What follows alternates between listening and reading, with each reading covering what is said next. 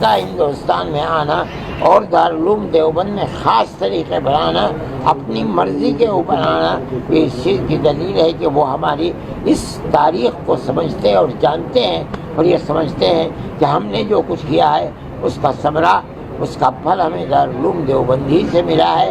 اور ہم نے یہ کہا کہ ہماری محبت کا یہ پیغام آپ امیر المومنین کو جا کر دیں۔ آج بھی ہمارے دل کے اندر وہ جو جذبہ تھا کہ ہماری آزادی وطن کے لیے آپ کی زمین ہماری زمین بنی تھی، وہ جذبہ آج بھی ہمارے دل کے اندر ہے، ہم اس کی قدر کرتے ہیں۔ وہاں کے سینکڑوں لوگ ایسے ہیں کہ جو یہاں آئے ہیں، بلکہ ہزاروں، اور پڑھ کر کے یہاں سے گئے ہیں۔ یہ ہماری زندگی کا ایک پہلو ہے۔ دوسرا پہلو یہ ہے کہ ہمارے اکابر نے جو آزادی ہندوستان کے لیے قربانی دی ہے، جو مالٹا کی جیل کے اندر رہے ہیں، انہوں نے مالٹا جانے سے پہلے 14 میں یہاں سے مولانا عبید اللہ سندھی کو افغانستان کی سرزمین کو چنا تھا، وہاں جلا وطن حکومت انڈیا کی بنانے کے لیے۔ چنانچہ وہ گئے اور انہوں نے سن 1915 کے اندر وہاں حکومت بنائی۔ امیر حبیب اللہ اور اس کے بعد امیر نصر اللہ وہاں بیٹھے، اور ان لوگوں نے ان کی پوری مدد کی، جس کے اندر راجہ مہندر پرتاپ کو انہوں نے صدر بنایا، مولانا برکت اللہ کو وزیر اعظم بنایا، اور مولانا عبید اللہ سندھی کو وزیر خارجہ بنایا۔ یہ ہندوستان کی ایسی تاریخ ہے کہ سوائے ہمارے اکابر کے کسی کے اندر یہ دمخم نہیں تھا کہ وہ دنیا کے اندر آزادی وطن کے لیے جلا وطن حکومت بنا سکتا۔ میں نے ان سے یہ بات کہی ہے کہ اس جلا وطن حکومت اور ملک کے اندر کوششوں کے نتیجے کے اندر ہندوستان آزاد ہوا ہے۔ ایک ایسی گورنمنٹ کو نکالا ہے جو یہ کہتی تھی کہ ہماری حکومت کے اندر سورج غروب نہیں ہوتا، وہ اس وقت سب سے طاقتور گورنمنٹ تھی۔ آپ لوگوں نے انہی سے لیا ہے افغانستان کے اندر، لے کر آپ نے انہی کی طرح دنیا کی بڑی طاقتوں کا مقابلہ کیا اور سب کو دھول چٹوائی اور نکال دیا۔ میں یہ سمجھتا ہوں کہ آپ کو یہ سبق ہمارے اکابر سے ملا ہے، انہوں نے اس کا انکار نہیں کیا، انہوں نے میری اس بات کو قبول کیا۔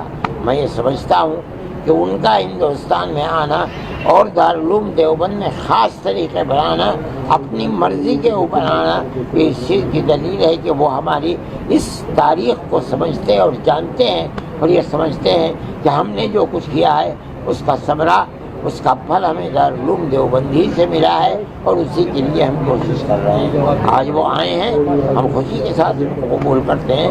ہم نے ان کو اہلاً و سہلاً کہا، اور ہم نے یہ کہا کہ ہماری محبت کا یہ پیغام آپ امیر المومنین کو جا کر دیں۔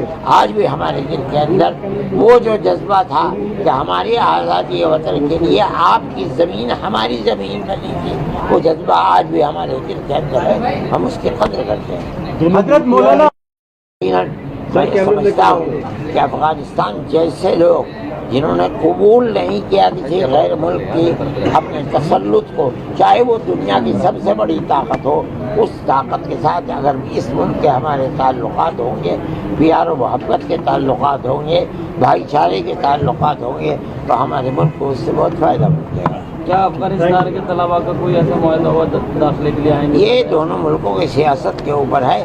اگر ہندوستان سے ان کو ویزا ملنے لگے گا، انہوں نے کہا ہے کہ ہم سے وزیر خارجہ نے وعدہ کیا ہے، ملے گا، بہت خوشی کی بات ہے۔ ہندوستان میں آئیں گے، پڑھیں گے۔ ہماری کوئی اس مسئلے کے اوپر بات چیت نہیں۔ مولانا صاحب، انہوں نے لڑکیوں کی تعلیم پہ بندش لگائی ہے، اس پہ کچھ مشورت، کچھ رائے نہیں، ہم سے کوئی بات ہی نہیں ہوئی اس مسئلے کے اوپر۔ آپ نے کچھ رائے نہیں دی؟ نہ انہوں نے پوچھا، نہ ہم نے رائے دی۔ آپ اگر ہمیں یاد دلا دیتے ہم یہ بھی بات کر لیتے۔ اور مولانا صاحب، دیوبند جو ہندوستان کا ہے اور پاکستان کے دیوبند میں کچھ فرق ہے کیا؟ کوئی فرق نہیں، دیوبند میں نہیں۔ ہمارا جو مسلک ہے مذہبی، جس کے اوپر ہم چلتے ہیں، اس میں کوئی فرق نہیں ہے، نہ یہاں، نہ بنگلہ دیش میں، نہ پاکستان میں، نہ امریکہ میں، نہ سوئٹزرلینڈ میں، جہاں مدرسے ہیں ایک ہی طرح کے مدرسے ہیں، ایک ہی مسلک ہے ان کا۔ مدنی صاحب، کل دلی میں سنتا ہوں. آپ لیکن ہم آپ سے یہ جاننا چاہ رہے ہیں کہ آپ سے ملاقات ہوئی ہے, مہیلاؤں کے اوپر جو افغانستان کا وچار ہے اس پہ آپ کتنا سہمت ہیں؟ میں یہ سمجھتا ہوں کہ یہ غلط ہے. مجھ سے آج لوگوں نے بتایا کہ یہ غلط ہے. یہ ایک اتفاق کی بات ہے کہ اس میں مرد تھے, عورتیں نہیں تھیں. انہوں نے منع نہیں کیا تھا عورتوں کے آنے. یہ غلط ہے, یہ پروپیگنڈا ہے.